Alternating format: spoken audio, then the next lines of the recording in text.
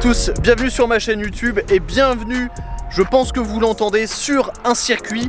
Aujourd'hui je me trouve au circuit de la Ferté-Gaucher et je participe à un rallye touristique avec la conciergerie Cars Up dont je vous ai déjà parlé à plusieurs reprises, notamment plus récemment dans la vidéo du Speedster. Le concept de la vidéo est très simple, je participe en tant qu'invité à ce rallye touristique. Voilà, on est passé dans plusieurs châteaux, on a déjeuné dans un très bel endroit et on termine ce rallye au circuit de la Ferté-Gaucher avec 2 heures d'open pit lane où on peut un peu dégourdir les bielles de nos voitures, on va dire. Je roule aujourd'hui avec cette Alfa Romeo Giulia QV, donc la version 510 chevaux, et même si c'était pas prévu que je vous fasse une vidéo, j'avais quand même pris mes affaires au cas où, et après avoir fait quelques kilomètres au volant de la Giulia, je me suis dit que quand même je pense que ça vous plairait. C'est une voiture dont vous me parlez souvent. Alors j'ai déjà fait un essai de Giulia QV au Mans sur le circuit Bugatti, mais je me suis dit que c'était l'occasion. C'est des voitures qu'on voit assez rarement et qui sont mine de rien assez populaires sur YouTube. Donc voilà, je me suis dit, petite vidéo simple, une voiture, un circuit, quelques tours, un peu en embarqué, mes impressions. Je pense que ça vous fera plaisir, dites-moi si c'est le cas. Ce sera peut-être pas au niveau de certaines de mes vidéos en termes de montage. Aujourd'hui c'est simple et efficace, voilà.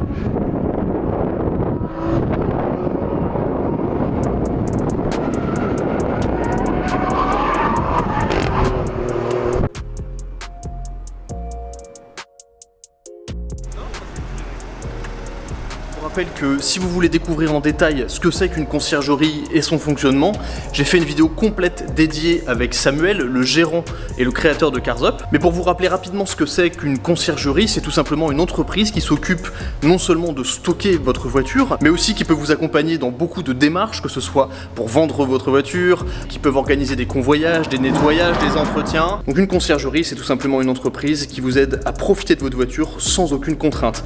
Et je le rappelle, pour tous ceux qui habitent à Paris, à Fontainebleau, à Orléans ou même à Bruxelles et bientôt dans d'autres villes, n'hésitez pas à contacter Cars Up si vous cherchez un endroit pour stocker votre voiture et pour qu'une équipe de passionnés s'en occupe bien. Et la cerise sur le gâteau, c'est évidemment l'application Cars Up qui vous permet de suivre en temps réel tous les services, entretiens, travaux effectués sur votre voiture, ce qui différencie Cars Up énormément de la concurrence. La belle F12 qui passe derrière, Rosso Corsa, magnifique. Voilà, on a un duo d'italiennes là.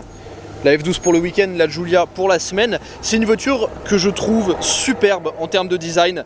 Je préfère largement ce design à celui de la M3 ou du C63 AMG. C'est une voiture élégante, c'est une voiture qui a vraiment du charme et qui a un style bien à elle, des formes assez rondes, assez sexy. Cette voiture en particulier est dans la teinte rouge bien métallisée. Je vais vous montrer ça, regardez au soleil là. Au soleil là, c'est vraiment joli. Toutes les parties en carbone, la lame avant, la partie ici sur le V de la calandre, les jantes un peu type téléphone, le badge quadrifoglio verdé ici, rétroviseur carbone, le capot de cette voiture est également en carbone, ça se voit, je sais pas si je vais réussir à vous le montrer, mais si je... En gros là on peut voir un peu que c'est en carbone. Non, je crois qu'on voit pas grand chose. Bon, en gros croyez-moi, le capot est en carbone. On a aussi l'aileron en carbone à l'arrière. J'adore cette teinte un peu cerise, est vraiment géniale.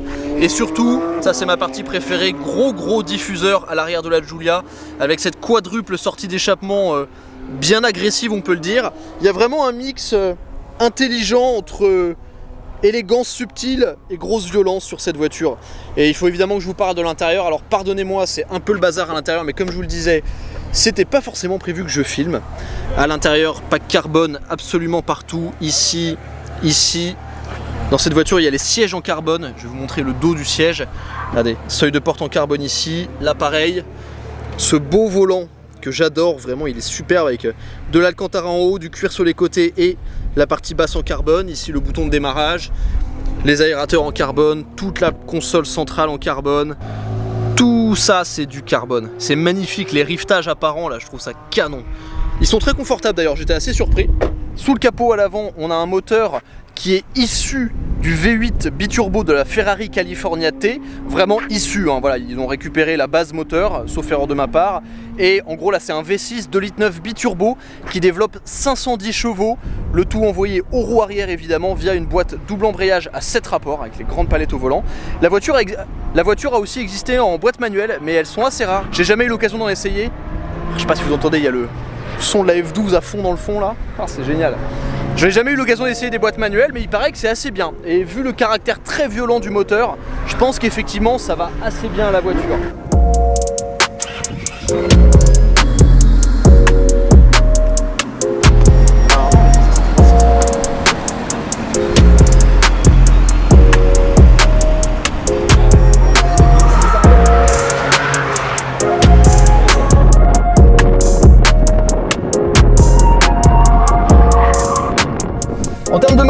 ça va être très simple. On tourne la petite molette, mode race, vitesse en manuel. Donc je gère avec les palettes en mode race. Les suspensions sont plus fermes, voilà, le moteur est plus réactif, voilà, c'est vraiment le mode voilà, circuit tout simplement. Je rappelle quand même qu'une voiture comme ça, même si c'est une voiture qui est très performante sur route, vous allez le voir, dès qu'on commence à taper un peu dedans, sur circuit, avec du pilotage agressif, la voiture elle prend un peu cher. Voilà, c'est le principe d'une voiture de route puissante, c'est que c'est pas fait pour faire du circuit. Ce qui est fait pour faire du circuit, c'est une GT3. Voilà, ça c'est pas une GT3. Mais il y a quand même beaucoup de potentiel avec cette voiture. 510 chevaux, je le rappelle, le moteur marche vraiment fort. La boîte de vitesse est géniale. C'est une voiture qui est très incisive, qui adore aller se placer, qui adore glisser aussi. Malgré son gabarit de berline, arrive quand même à vraiment masquer son poids. On a une très bonne sensation de ce que fait la voiture grâce aux sièges baquets en carbone qui vous maintiennent bien. Et c'est effectivement, ouais, c'est une voiture qui adore ça. La grosse glisse, l'attaque vraiment violente sur le train arrière. Il y a du grip latéral. Là on est chaussé en Pirelli P0, donc c'est des pneus très polyvalents. C'est pas les meilleurs pneus pour faire du circuit, ça supporte assez mal la surchauffe. Mais vous voyez, si vous êtes un peu trop gourmand à la sortie de virage, c'est une voiture qui vous fait comprendre très rapidement que voilà, elle veut glisser, elle n'a pas de problème avec ça. Ce que j'aime beaucoup sur cette voiture, c'est le train avant. Train avant très précis, bien directionnel. Oh, il y a des explosions à l'arrière.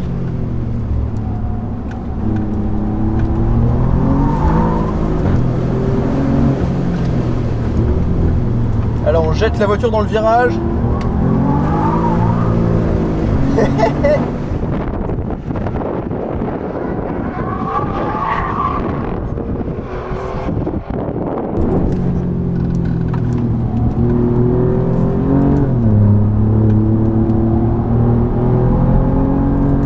Mais là c'est génial quand on est à la limite comme ça.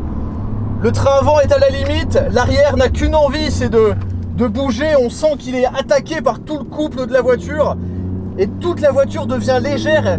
C'est une de ses particularités, elle paraît très légère, alors sur ses pneus si j'ose dire, plutôt que dire sur ses pattes, mais elle paraît agile, elle est vive, elle réagit vraiment très bien à tout ce qui se passe, à toutes les impulsions du conducteur. Et ça c'est vrai que pour une berline c'est quand même assez impressionnant.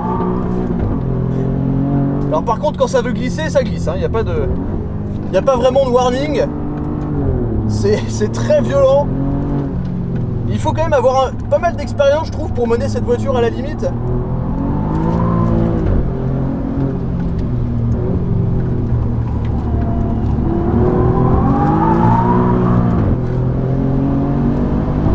Et ce que j'aime, c'est que c'est à la fois une voiture qui est capable de vraiment vous emmener faire vos courses dans un confort surprenant, mais c'est aussi capable voilà, de pouvoir faire n'importe quoi en travers, mais aussi d'être efficace. C'est une voiture qui sait être efficace.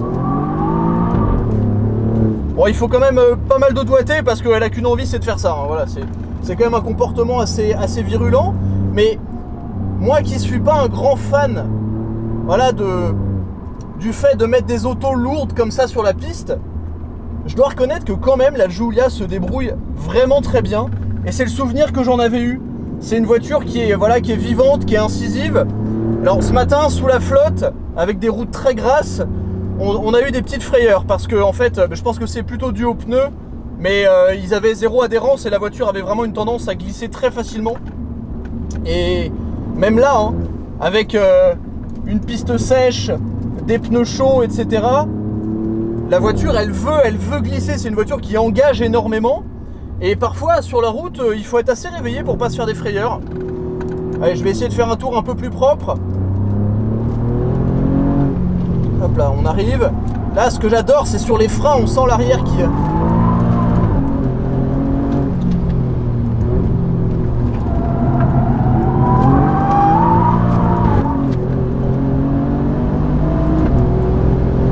que j'adore, c'est quand on rentre dans le virage légèrement sur les freins, la voiture vraiment elle se place, c'est très surprenant pour une berline de cette taille. Alors l'accélérateur, si vous n'avez pas les roues droites, voilà, faut y faire attention. Mais c'est vivant, c'est fun. Là, je l'emmène quand même assez fort dans le virage. Hop là, deuxième frein.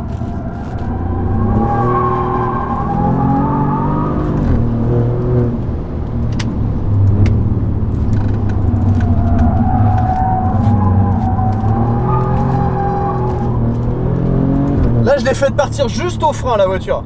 Regardez, frein encore. Eh, l'arrière se décale direct. Ça, c'est vraiment les caractéristiques d'une bonne bagnole.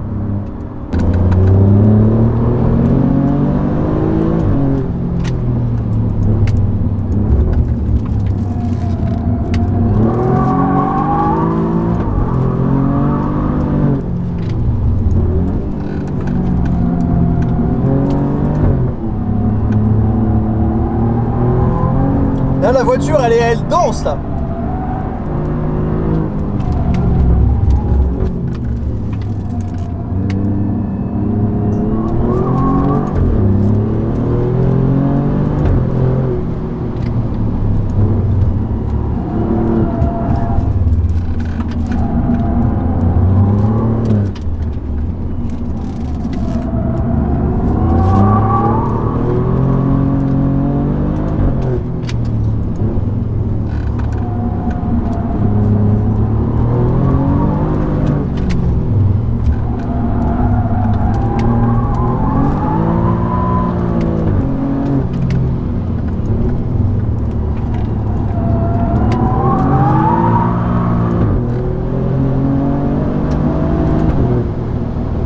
Franchement, pour une berline, c'est vraiment impressionnant.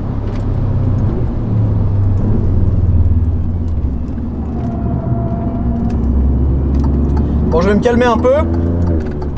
Mais la Ferté-Gaucher, c'est aussi un circuit qui est difficile pour ce genre de voiture. Parce que c'est un circuit où il y a beaucoup d'arrêts, il y a beaucoup de gros freinages. Et c'est là où ce genre de voiture souffre assez rapidement. Mais franchement, ça fait longtemps que j'avais pas conduit une Giulia. Et j'en ai toujours un aussi bon souvenir. C'est une voiture vraiment qui... C'est une voiture étonnante pour une berline. Si je peux le dire comme ça, c'est vraiment ça. C'est très étonnant pour une berline.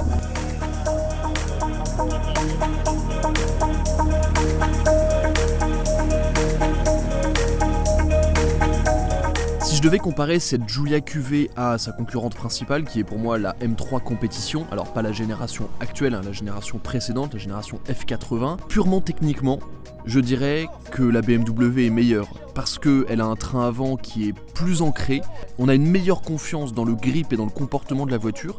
C'est une voiture qui est plus sérieuse, on va dire, en termes de performance, la M3, alors qui évidemment saura faire des grandes lignes noires sur le sol sans aucun problème, mais si on veut être vraiment efficace, la voiture est plus ancrée au sol. La Giulia, au contraire, est une voiture qui est beaucoup plus vive, qui danse beaucoup plus, et ce qui peut être d'ailleurs assez déconcertant parce qu'on a l'impression d'arriver très très rapidement à la limite dans la Giulia, que ça soit à travers la sensation de la voiture sur le siège ou à travers la direction, où on peut se retrouver parfois avec un manque d'informations qui reviennent de la direction.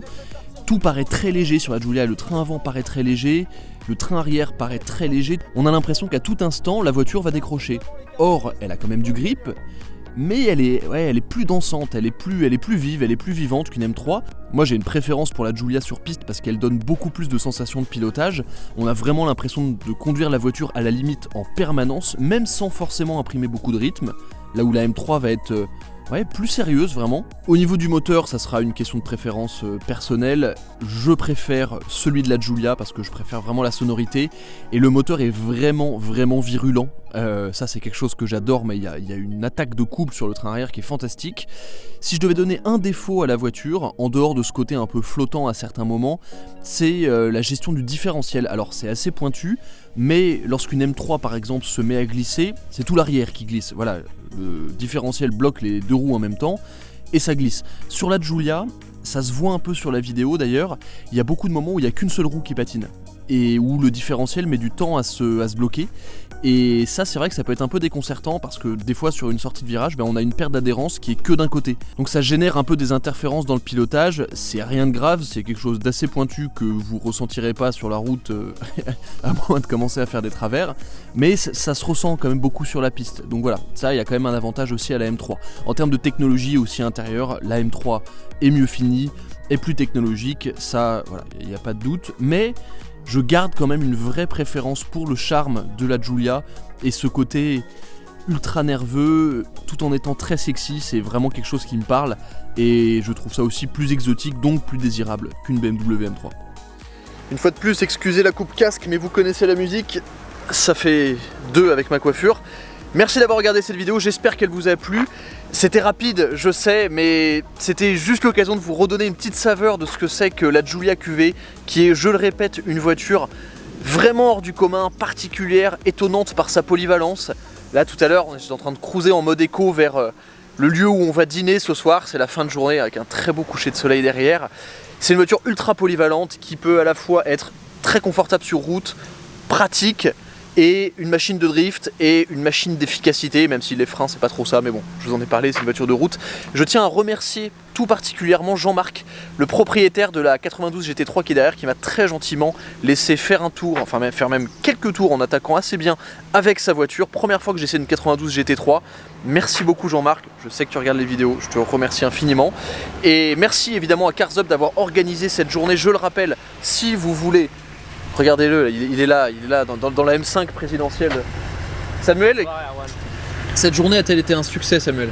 C'était super, c'est bien amusé et ça fait partie de l'esprit club de Cars Up qui organise des événements de manière presque mensuelle pour ses membres. Ouais.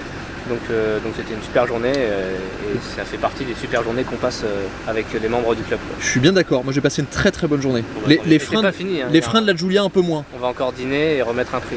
Oui, remettre un prix, ah oui c'est vrai. Ouais, parce qu'il y a quand même un gagnant. Hein. Ah oui, bah, j'espère que j'ai gagné. C'est peut-être toi. Tu penseras au billet de 50 balles que je t'ai donné tout à l'heure pour gagner? Attention, il y a des gens qui peuvent aller te chercher sur ce terrain-là. Ah zut. Tiens, regardez, la belle V12 Vantage, là, bon là il y a un peu trop de luminosité. Regardez ça comme c'est beau. Donc un énorme merci à vous d'avoir regardé, vidéo rapide, vidéo efficace, à très vite sur The Glove Driver, ciao.